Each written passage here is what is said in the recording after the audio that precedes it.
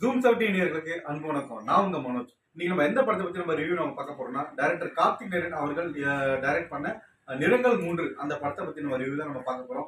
இந்த படத்துல பாத்தீங்கன்னா நம்ம சரத்குமார் அவர்கள் நடிச்சிருக்காங்க. அப்புறம் அதர்வா முரளி, ரஹ்மான் ஆக்டர் நடிச்சிருக்காரு. அதுக்கப்புறம் வந்து நிக்கி கல்ராணி, அம்மு அபிராமி இவங்க நடிச்சிருக்காங்க.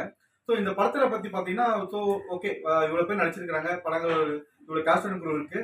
ரெண்டாவது பாத்தீங்கன்னா, இந்த படத்துல கதை எப்படி வருதுன்னு பாத்தீங்கன்னா, ஓப்பனிங் ஃபர்ஸ்ட் ஆஃப் எப்படின்னு பாத்தீங்கன்னா, ஒரு ஜாலியான கேரக்டர் அதாவது வந்து ஒரு ஜாலியான கேரக்டர்ல ஜாலியா இருக்கிற ஒரு பையனா வந்து நம்ம அதர்வா மொழியில் நடிச்சிருக்காங்க.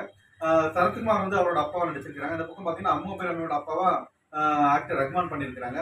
ஸோ இந்த அப்பாவுக்கும் இந்த பக்கம் அப்பாவுக்கும் பொண்ணுக்கு உள்ள இருக்கிற ஒரு கதையா இருக்கட்டும், இது அப்பாவுக்கும் மகனுக்கும் உள்ள இருக்கிற ஒரு கதையா இருக்கட்டும், ரொம்ப அழகா கனெக்ட் பண்ணிக்கிறார் டேரக்டர் கார்த்திக் நேரன் அவர்கள்.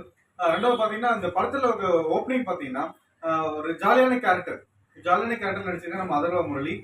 படம் ஃபர்ஸ்ட் ஹாஃப் பாத்தீங்கன்னா ஃபர்ஸ்ட் ஹாஃப்ல ரொம்ப நல்லா தான் இருக்கு.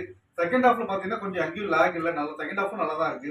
ஸோ செகண்ட் ஹாஃப்ல பாத்தீங்கன்னா இந்த சின்ன சின்ன விஷயங்கள் வந்து இன்னும் கொஞ்சம் தவிர்த்திருக்கலாம். அதாவது வந்து அதர்வா முரளி வந்து பாத்தீங்கன்னா இந்த சாமியா வர்ற கேரக்டரா இருக்கட்டும், அந்த மாதிரி விஷயங்களை அதில் வந்து தவிர்த்திருக்கலாம். ஒரு சினிமால வந்து ஒரு டைரக்டரா வந்து எப்படின்னா ஒரு சினிமா துறையில ஒரு டைரக்டர் ஆகிறது எப்படி, அவங்க டைரக்டர் ஆனா அவங்க ஸ்கிரிப்டை எப்படி திருடிட்டா அதனோட வலி எப்படி இருக்கும், அதனோட பெயின் எப்படி இருக்கும், யார் இந்த ஸ்கிரிப்ட் அதர்வாவோட ஸ்கிரிப்டை யாரு திருடுறா, இந்த திருட்டுக்கு பின்னாடி என்ன பின்னணி இருக்கு, ஸோ அப்பாவுக்கும் மகனுக்கும் உள்ள பாசங்கள் எப்படி கனெக்ட் ஆகுது, இந்த விஷயம் தான் இந்த படத்துல ரொம்ப அழகா சொல்லியிருக்காங்க.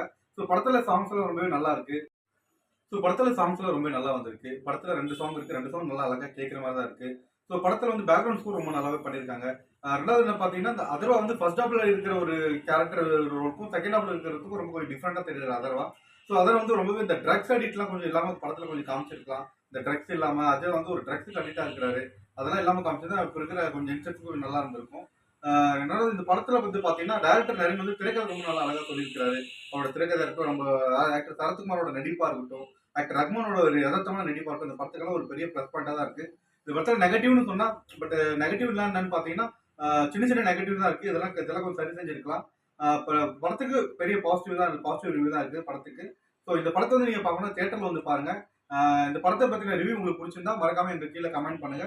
ஸோ மீண்டும் அடுத்த ஒரு ரிவ்யூல உங்களோட சந்திக்கும் வரை until then by from Manoj. மறக்காம ஜூம் கமிட்டியை லைக் பண்ணுங்க, கமெண்ட் பண்ணுங்க, சப்ஸ்கிரைப் பண்ணுங்க.